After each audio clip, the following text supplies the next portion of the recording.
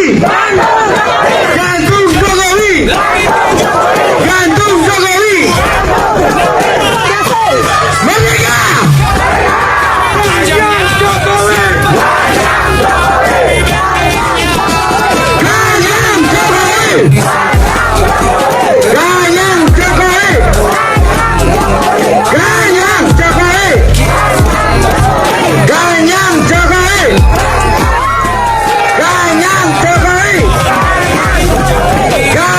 Jokowi. Gantung Jokowi. Gantung Jokowi. Gantung Jokowi. Gantung Jokowi. Gantung Jokowi. Serahkan Jokowi kepada polisi, serahkan. Hei, jangan didorong, kasih aja udah. Hei, kasih Jokowinya. Udah kasih. Udah mama.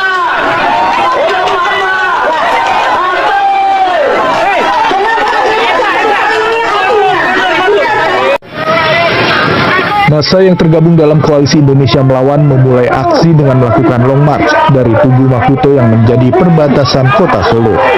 Di sepanjang jalan yang dilalui, mereka menyanyikan lagu-lagu yang membakar semangat serta yel-yel. Massa yang terdiri dari mahasiswa sejumlah kampus di Solo seperti Universitas 11 Maret, Universitas Muhammadiyah Surakarta, organisasi mahasiswa PMII, GMNI, dan lain-lain, memulai aksi dengan berjalan kaki hingga akhirnya tiba di depan gedung DPRD Solo pada sekitar pukul 4:30 sore.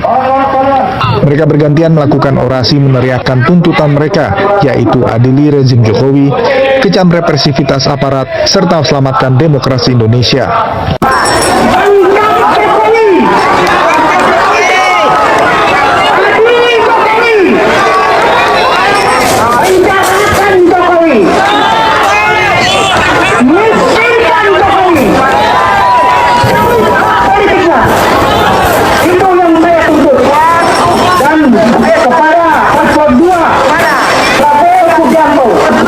Yang sudah bergabung dan mengikuti kita kecurangan Jokowi.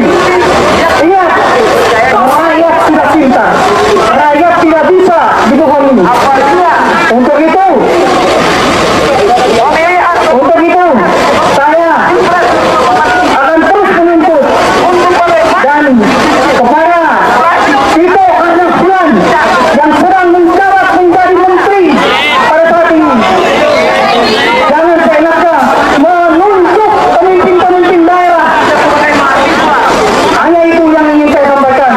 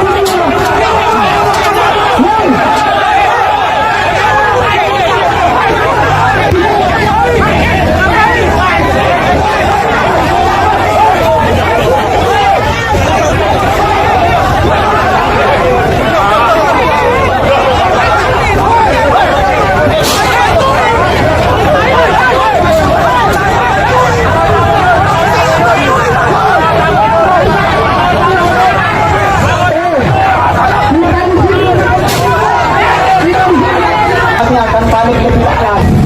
Hanya di Timur Tengah, tapi Indonesia hari ini merasakan dampak yang lebih besar. Bagaimana kita bicara persoalan ekonomi? Ketika hari ini terjadi perang besar-besaran di Timur Tengah, efek berkelanjutan akan terjadi di negara-negara bagian Asia secara keseluruhan. Maka berdampak langsung terhadap masyarakat. Kami perlu menegaskan, teman-teman aksi tolong rapat. Mari kita sama-sama rapatkan barisan. Mari kita sama-sama rapatkan barisan. Dan perlu menegaskan bahwa bapak-bapak kepolisian hari ini adalah bagian daripada instrumen negara yang menjaga, mengayomi dan melindungi segenap warga negara. Kami hadir di sini bagaimana untuk memperjuangkan kemanusiaan. Maka perlu saya tegaskan sekali lagi untuk bapak-bapak kepolisian, tuntutan kami sederhana, bahwa negara hari ini memperjelas ruang politik internasional bagaimana untuk mengeluarkan diri dan menyatakan independen dari BOP harus keluar. Saya hitung sampai 3. Besi ini tolong diangkat, sahabat-sahabat. Sahabat-sahabat, besi ini tolong diangkat. Kita jaga irama. Ini mau mereka berbuka puasa. Tolong ambil dulu. Bapak-bapak kepolisian, hari ini problem kemanusiaan kami batal. Di aksi ini pun juga kami siap. Kalau persoalan kemanusiaan, bapak-bapak kepolisian, kalian digaji tuh oleh uang negara, yang diberikan langsung oleh rakyat. Jangan coba-coba mengintimidasi rakyat dengan jual-jual kalian. Saya tekankan sekali lagi, jangan coba-coba. Bapak-bapak kepolisian, kami hadir di sini hanya menyampaikan aspirasi kami. Mobil 2 langkah maju ke depan, kalau bisa tabrak aja pakai. Sorong rapat.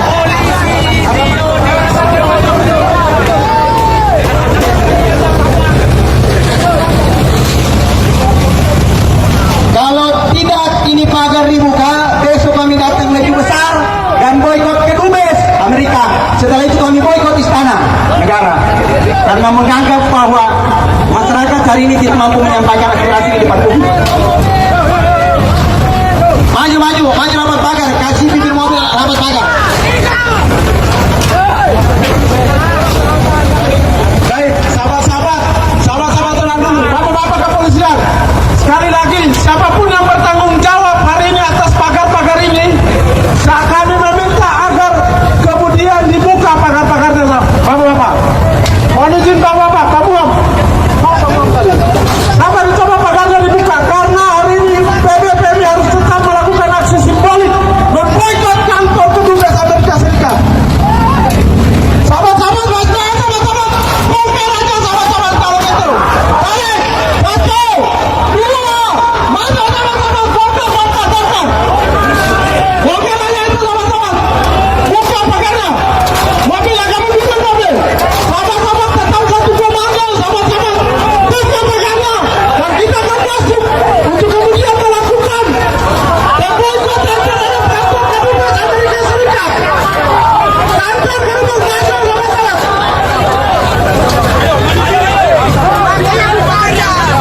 Sahabat-sahabat langsung boikot. Bawa spanduk sahabat-sahabat. Boikot kantor Kedubes Amerika. Boikot. Halo Sobat Politik, kembali lagi bersama saya di channel Rahasia Politik. Sebelum kita membahas lebih dalam isu panas hari ini, jangan lupa subscribe dan berikan komentar kalian.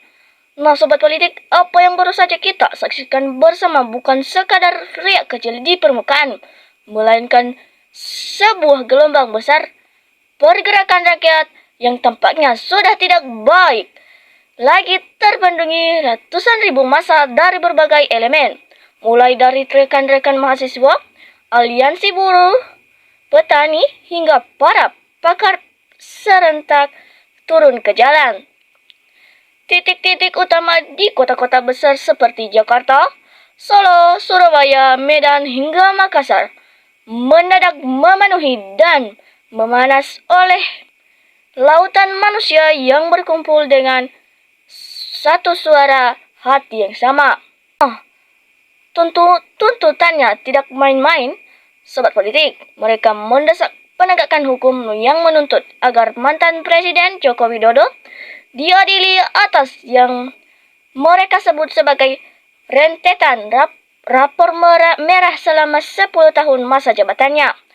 Kalau kita bedah lebih dalam, setidaknya ada 4 krusial yang kini dibongkar habis-habisan oleh massa di hadapan publik.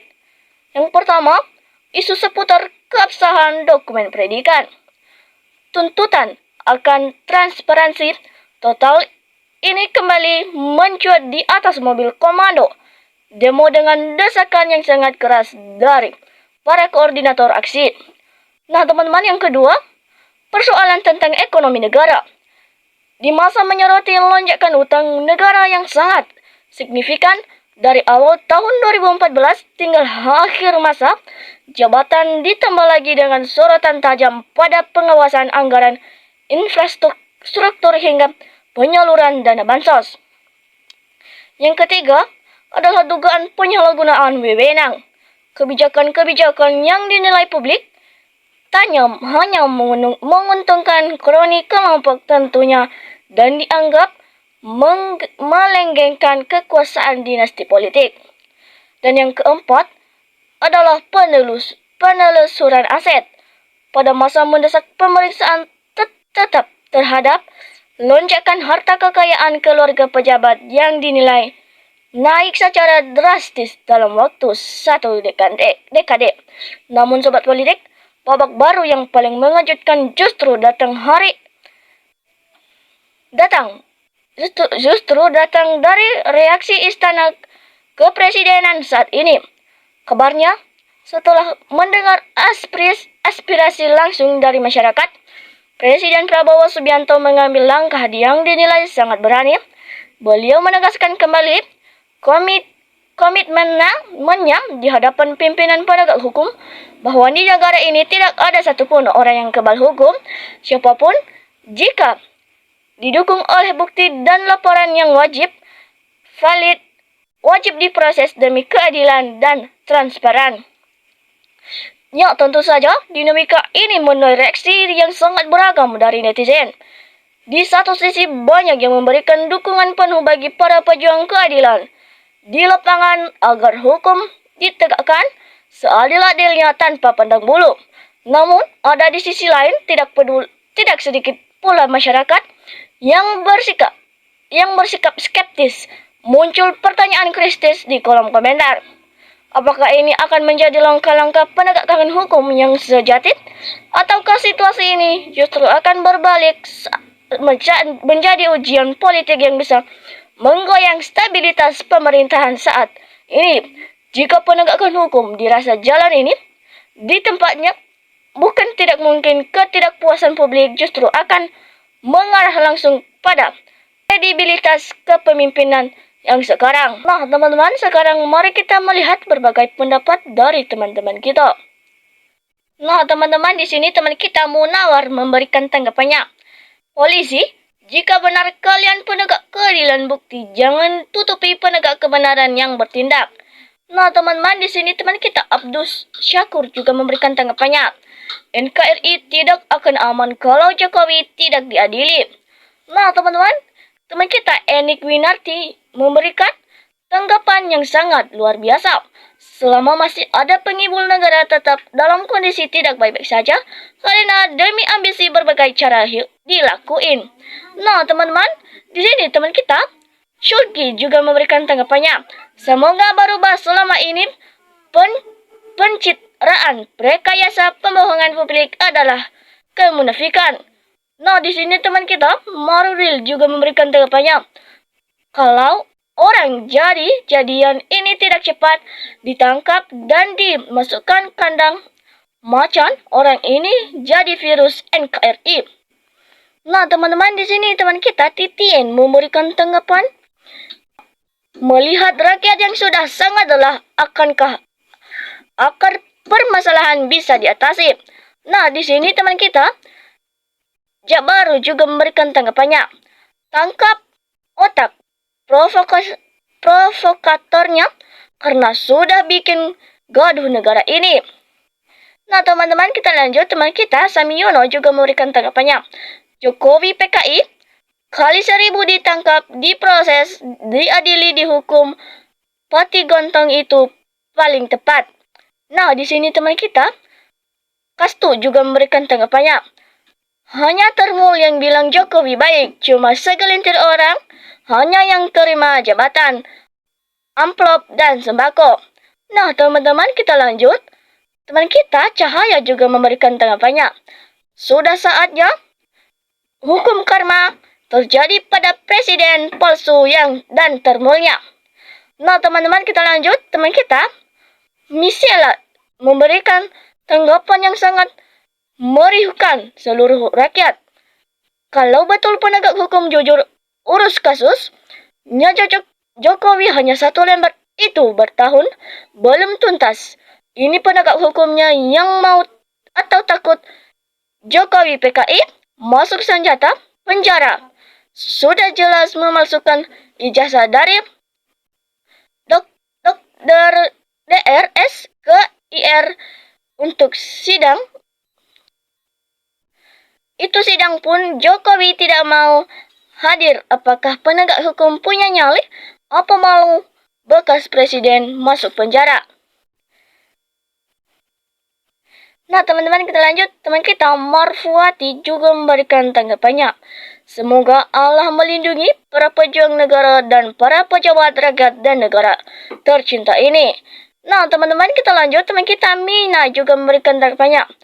Bravo orang mahasiswa dan rakyat melanjutkan terus sampai berhasil. Nah di sini teman kita Muksin juga memberikan tanggapannya. Kalau sampai Jokowi tidak tersentuh hukum, rakyat dan mahasiswa akan semakin tambah marah, DPR, kepolisian, KPK, dan penegak hukum lainnya. Nah, teman-teman, kita lanjut. Teman kita, Selawa juga memberikan tanggapannya. Wahai pemerintah Prabowo Subianto dan bangsa Indonesia, tegakkan hukum tanpa pandang bulu. Jadilah bangsa Indonesia yang bermartabat, jadilah manusia Pancasila seutuhnya. Di sini teman kita, Jahrul memberikan tanggapannya. Kenapa nggak rampung-rampung? Solusinya, sita semua aset harta kekayaan Jokowi, uangnya ada yang ada di bank, di dalam dan luar negeri, dan tangkap orangnya, amankan, pasti kondusif, tidak gaduh dan kacau terus-terusan. Nah teman-teman, di sini teman kita Suherwa juga memberikan tanggapannya. Kebusukan pasti hancur, kebohongan pasti terungkap, kemunafikan, kezaliman pasti makan tuanya sendiri di azab Allah. Nah teman-teman, kita lanjut. Teman kita Muhammad juga memberikan tanggapannya.